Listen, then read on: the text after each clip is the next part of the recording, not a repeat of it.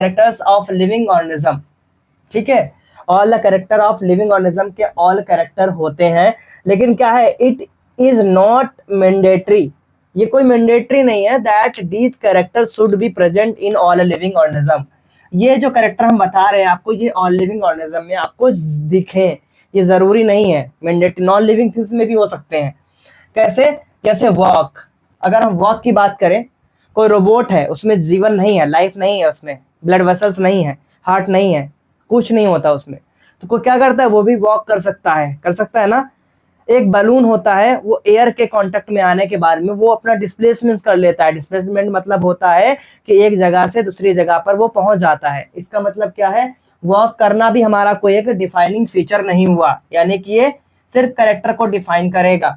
Right की बात करें, केवल इंसान ही राइट नहीं कर सकता, केवल इंसान ही नहीं लिख सकता, लेकिन वो प्रिंटर भी लिख सकता है, राइटिंग मशीन्स आती हैं जो राइट कर सकती हैं बुक में, ठीक है। केवल वही नहीं होता। बात करते हैं रिस्पॉन्स एंड ग्रोथ, अरे सॉरी, रिप्रोड्यूस लिखा है, क्या लिखा है, रिप्रोड्यूस, ठीक है, रिप्रोड्यूस एंड ग्रोथ।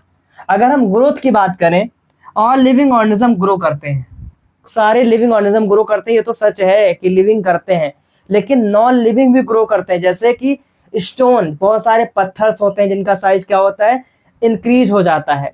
सेकेंडरी चीज हम बात करें, अगर हमने स्टोन की बात करी है, स्टोन भी बढ़ जाता है, वो भी ग्रो करता है। लिखा है twin character of growth, growth के दो कैरेक्टर होते हैं, कौन कौन होते हैं, increase in mass and increase in number.